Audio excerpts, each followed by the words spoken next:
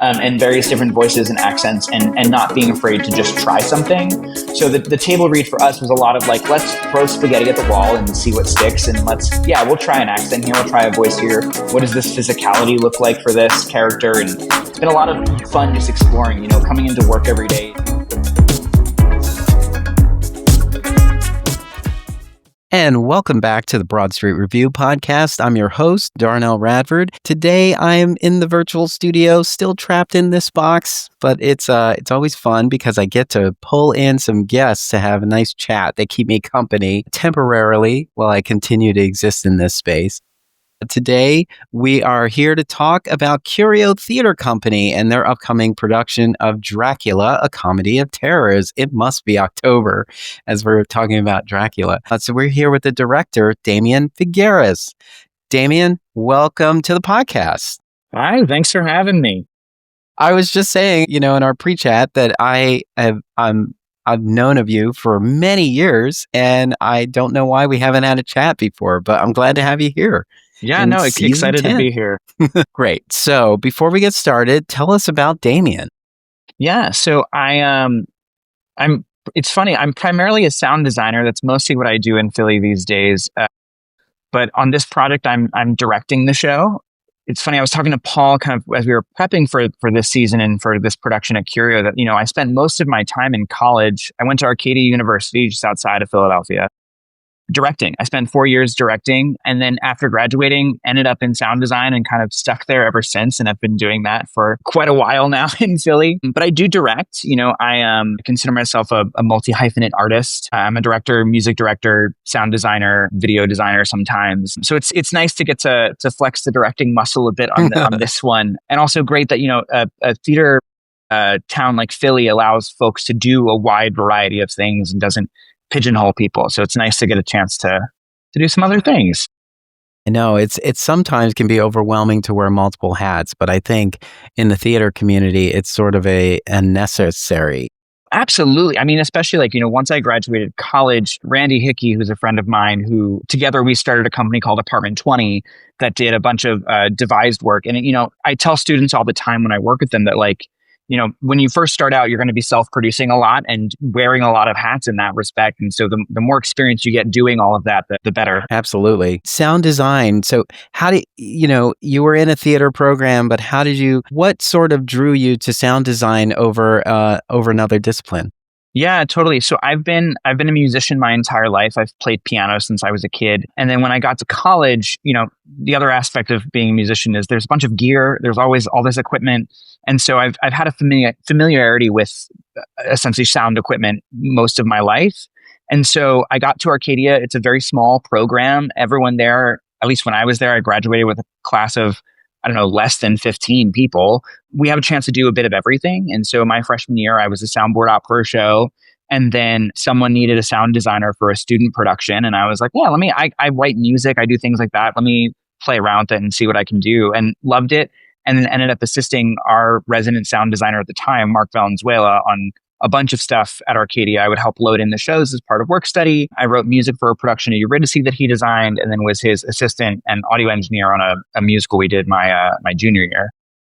Awesome. I always think it's interesting to figure out how artists landed on their ultimate path, because all of these elements touch each other in many creative ways. It's just, it's something organic about it that helps us all just sort of find our place in the space. And so even though it does seem like there's this overloading, like there's a ton of actors and it's hard for actors to find the work in places where there's only a handful of opportunities. But in terms of design, it does seem like the possibility is endless, because you can get on the ground floor of pretty much anything if you have any of those skills, and you can help something really see its reality.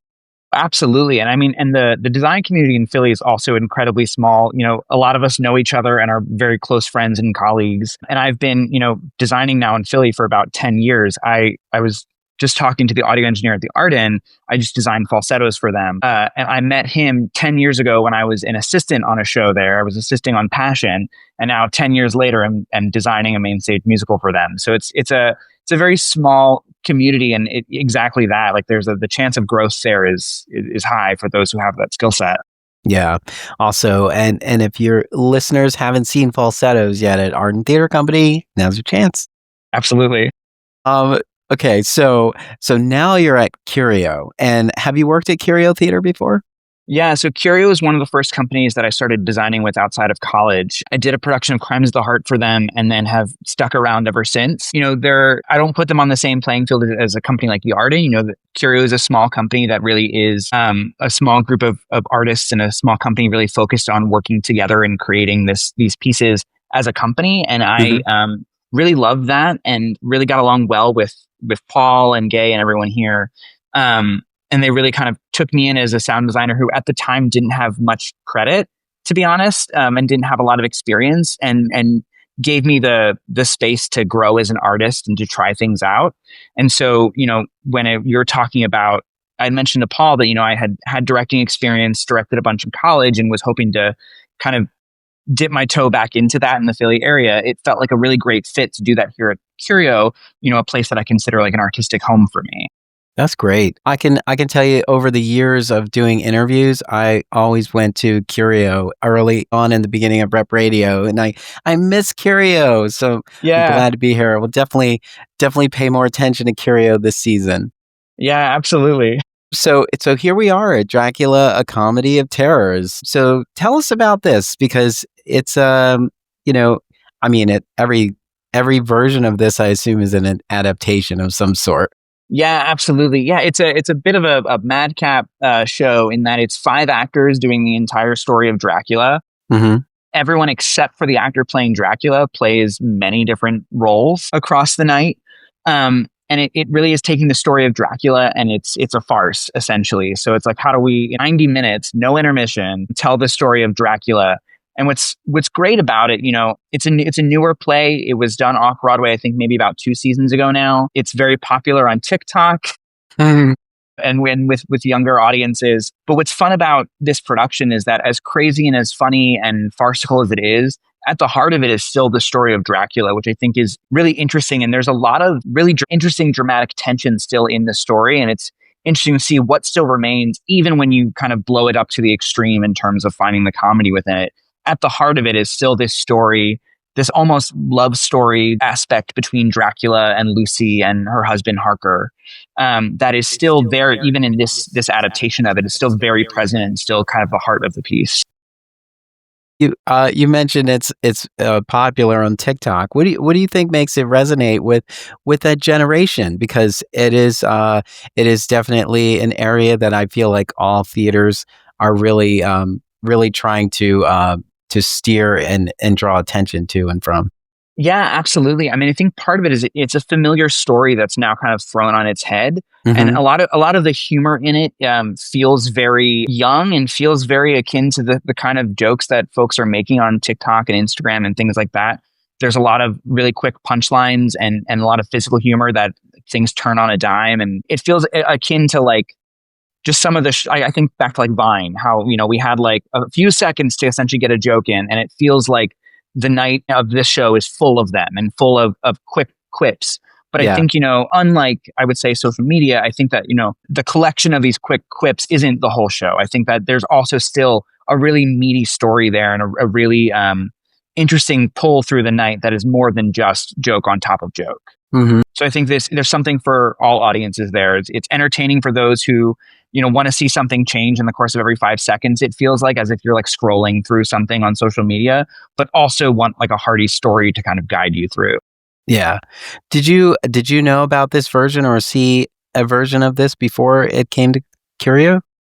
So I haven't seen it. I think like some other people, I've seen clips online of the New York production that happened a few years ago. Mm-hmm. And then I read the play, and on the page, it's just as strong as it is in any of these clips online. And I think, you know, for me, what really drew me in was the story of it all, in addition to the fun and the comedy, and finding something that is a fun approach at around, the Halloween time and in the fall. It's also hysterical. So it's not afraid to lean into some of the scary, but also then throw a million jokes at you at the same time. So I imagine being in the room is a lot of fun for this. Talk about like the first table read and what was the thoughts of the team as they went through it. Yeah, totally. So first table read for us was tons of fun. It was the first time we're hearing it out loud all the way through. In auditions, we heard, some small sections of things, but hearing the full arc of things and hearing, I think we have 5 of the funniest actors in Philadelphia in the show, and hearing their take on each of these hundreds of characters it feels like they play at any given moment, and various different voices and accents, and not being afraid to just try something. So the table read for us was a lot of like, let's throw spaghetti at the wall and see what sticks, and we'll try an accent here, we'll try a voice here. What does this physicality look like for this character? And been a lot of fun just exploring, coming into work every day. I know people say all the time, when you find something you enjoy, it's fun. But this really is, a joy coming in, and to sit there and be like, great, for the next hour, we're devoting our time to figure out what's a funny way that we can throw this bat across the stage that has to fly across. And like things like that it's like this, it's crazy to think this is our job now, but that is the job of the storytelling, is to find the funny in that. And also find the like, great, now that we found a joke about it, how do we connect that back dramaturgically to what we're actually trying to accomplish in this moment? Yeah, absolutely. Actually, thinking about a company like Curio and a company like the Arden, in terms of like, sometimes these turn around quickly. Like the rehearsal process may not be as long as you could be afforded in maybe a smaller company or a company that has more flexibility. And so I'm just wondering, like, what is your preference, and what have you seen to be more of a trend? Yeah, I mean, I will say this process was super short. We've had essentially 2.5 weeks, and then we head into tech, and so it's crazy. But what it meant was, we cast the show probably back in May or June. So the actors have had the script since then. So a lot of them came into rehearsal more or less off book and ready to roll. And I think that knowing that it's a short process afforded us the chance to like really play with it, because then we're not. I feel like sometimes in a longer process, there's the idea of, we have time to get to this, so we can put this off a little bit. We're not memorized on this yet, and that's totally okay. And we came in, these 5 actors came in ready to roll from day one with like, we know the lines, we know that. Let's figure out how we can mine the most out of this script over the course of the next 2.5 weeks. And it's been a joy, because every day is completely different, and we find something on one day and we're like, great, that's awesome. And the very next day we find another layer to it and keep building on what we've been creating. Yeah. I think it is interesting. Sometimes you do feel like you want more time, but the limitation is in itself a box that you're putting yourself in, and you do have your creativity says, step aside. I'll take it from here, and magic happens.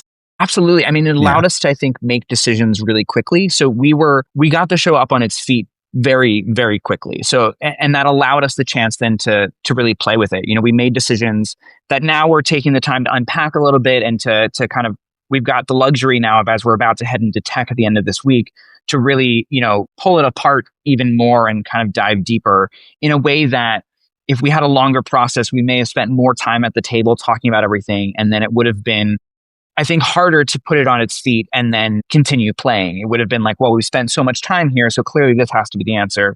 Whereas it feels like now we're able to throw it on its feet and just throw things at the wall, see what sticks, and then pare back. It seems like they're sort of a modern take on this piece, right? But let's talk about the design elements, the sets, the costumes. Are they more of a modern inspiration, or are they Gothic and classic in style? No, so they're Gothic and classic in style. One of the things that we talked about early on is that, from an audience perspective, we really want the audience to walk in and feel like they're about to watch a classic production of Dracula. And then we come out, the opening of the play feels very much like Gothic Dracula. And then once he appears, everything kind of blows open. So from Dracula's entrance, about halfway through the first scene, the entire show in a way explodes into something, this is something very different. It's contemporary, it's sleek, in a way that, it takes our expectations and just throws them out the window. But so from a design perspective, we started by leaning into what is classic Dracula? What does that look like, both costume-wise and scenically? And then how can we take that structure and really mess with it and really play with it and divert expectation? I feel like a Curio set has never disappointed. No. You always walk in and you're like, I did not expect this, and I'm pleasantly surprised. Absolutely. I mean, it's been a joy for us that it's a rare thing for companies to be able to do their entire rehearsal process on the set. And just because of the way Curio operates, Paul Kuhn had this set pretty much built by day one. So it's like a jungle gym for us to kind of run around and play on. And I was saying, the other day in rehearsal after we finished up a run through, I don't know how we would have staged the show in just a rehearsal room with the set taped out on the floor somehow. But like actually getting to play on the set and to really find the ways of using it to the best of its abilities has been 100% beneficial. Yeah. So let's talk about this cast and, talk about all of the characters and their sort of unique, what these actors bring uniquely to their roles. Yeah, absolutely. So we've got Matt Carter, who's playing Dracula for us. He, oddly enough, is the only actor in this show that I had not worked with before. He came into auditions and absolutely knocked it out of the park. He's got such a great comedic timing and also really commands the stage, which is something that you want your Dracula to do. From the moment he enters, there's no question that everyone else is like sucked into his orbit somehow.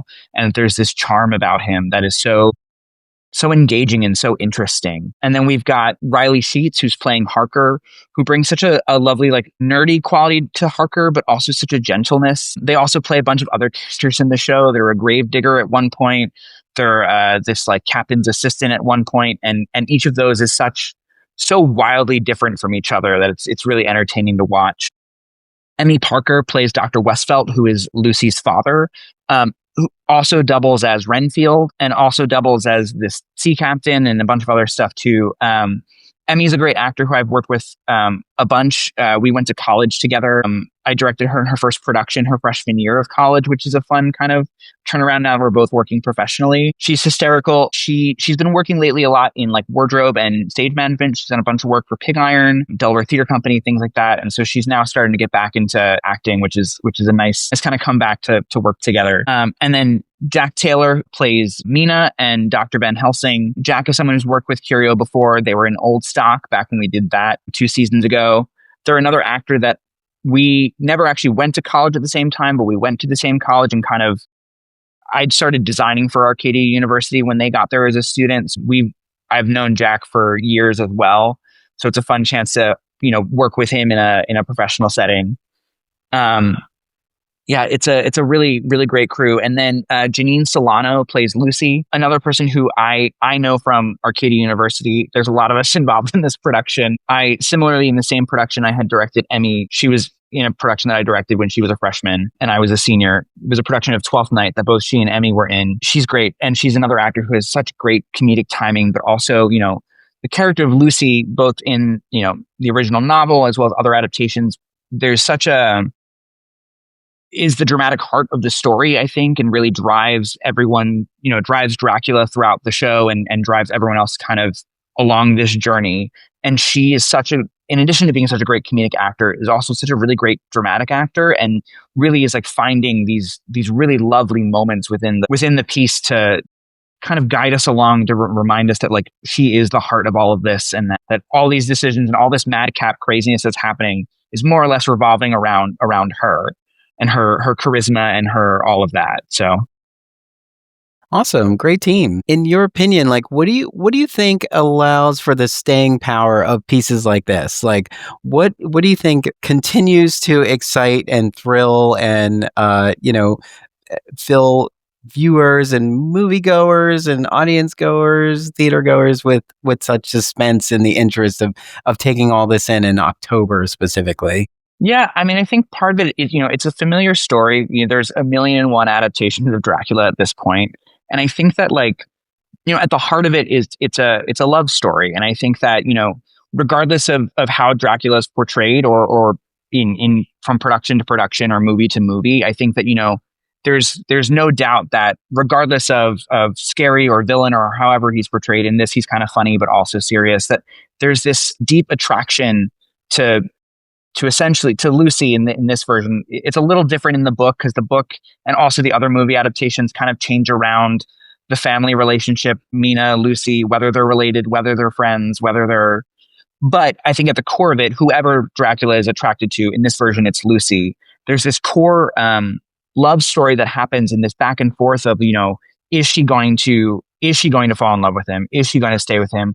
Or is she going to realize that he's a monster and will stay home and stay with Harker and fight the evil? And I think there's this idea of, like attracted to the otherness, and then the idea that something wildly different. We talked about in rehearsals that, like, for her, there's this push and pull.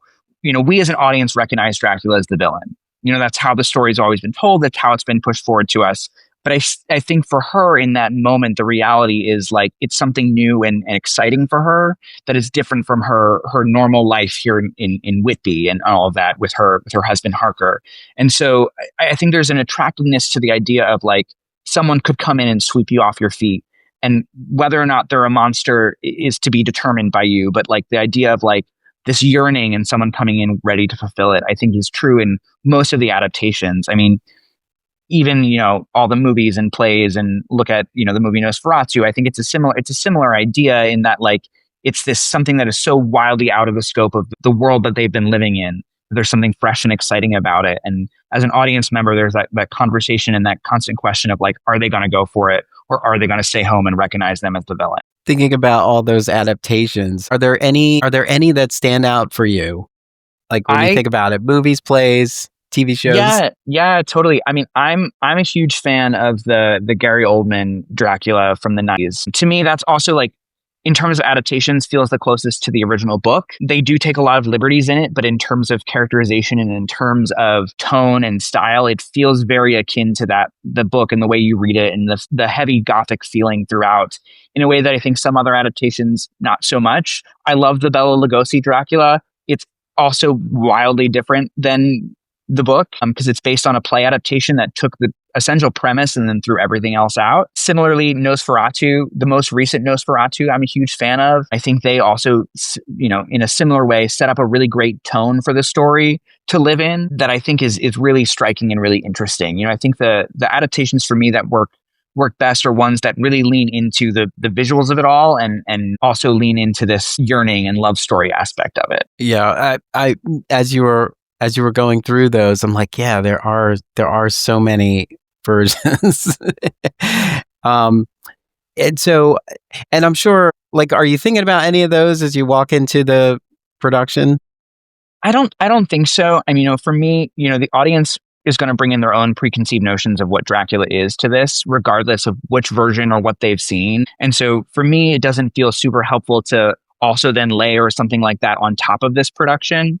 And so for us, we were coming in and taking this piece of text as its own individual thing. Yes, we've all at some point, I'm sure, read the book or seen a movie version, but the decisions that we're making for this production revolve around this exact script and text that's been put forward for us. So for us, Dracula's in love with Lucy in this version. And in this version, Lucy's sister is Mina, who ends up sick, and a whole bunch of other stuff. And so those are things that we're taking as fact, regardless of how other adaptations have approached the material. Great.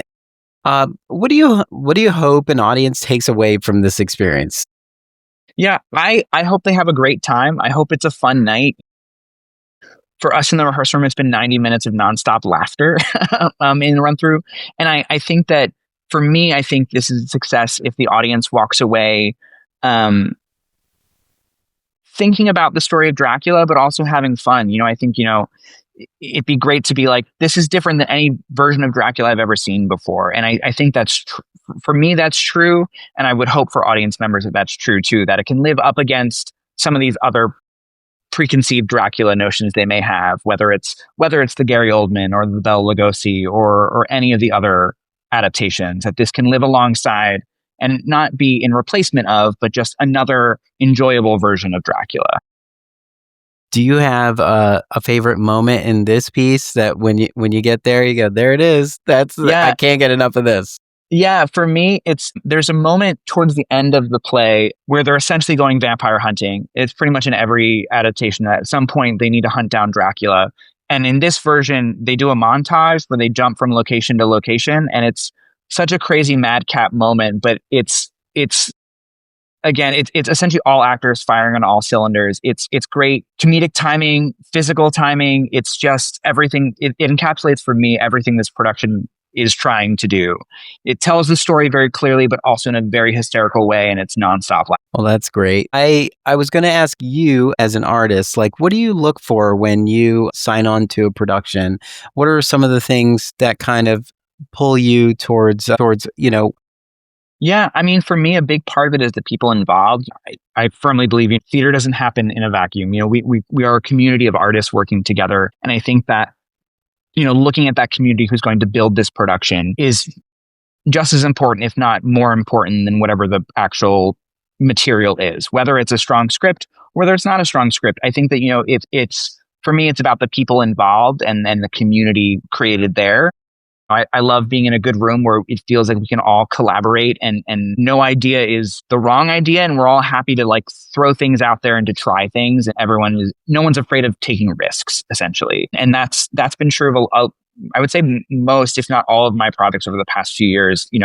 I would say, especially since COVID, like I feel like the arts community has really come together in terms of like creating rooms that are joys to be in and to prioritize the collaboration. And in a way that I don't know that I felt that it totally did pre-COVID. I think, now that we're in a time where like choosing which projects to put on to produce is incredibly important and difficult to do. And I think, it's important to take risks with folks that you trust in the room. And for me, that's been a huge thing. Yeah, absolutely. The many conversations I've had, the artists tend to speak to the value of collaboration and being able to connect to the right people to allow the work to really shine. And it is so valuable, and it's so interesting when you think about going through an audition process, going through a hiring process for designers. Like, it's not just, yeah, you're qualified on paper, get in here. It's really it's figuring out if there's a fit, and when it works, it actually shows. It shows in the overall experience and the way you walk out and what you feel about this production means that you had a great team involved. Absolutely. I mean, look, there's a million and one actors in Philly, and anyone could have done this show or any other show. And I think that you're absolutely right that it's about creating the room where folks can really take risks and collaborate to the highest degree. And I think that without that trust, the show suffers. Is there a production that you would love to direct, put your director's hat on, that you haven't had the opportunity to do? I like to work on a lot of new work. And that's personally what excites me the most is new work. I love nothing more than a collaboration with a new playwright who's working on a piece and trying to find what it is together. How can our listeners, if they are listening and they bought their tickets already, good on you, listener, and they want to follow your work, how can they stay in touch with you? Yeah, I've got an Instagram. It's just my name, Damien Figueras on Instagram. I've also got a website, dfigueras.com, that they can go to. That'll also link to socials and things like that. And I post on there regularly. So I update, upcoming projects and things like that. All right. Well, great. And I think that's a good place for us to leave it. The production is Dracula, a Comedy of Terrors. It was written by Gordon Greenberg and Steve Rosen. It's directed by Damien Figueras. It's on stage right now. If you're listening, it's on stage right now through November 1st. Go to curiotheater.org to get tickets. And that's tickets in plural because theater is more fun with a +1. Just recommended ages 13 and up because there's some mature humor in this show. But get over to Curio Theater in West Philadelphia and be a part of this conversation. Damien Figueras, thank you so much for taking the time to chat with me and sort of renewing our connection with Curio. We love you, Curio. And thank you so much. It was truly a pleasure. Awesome. Thanks, Darnelle. This has been great.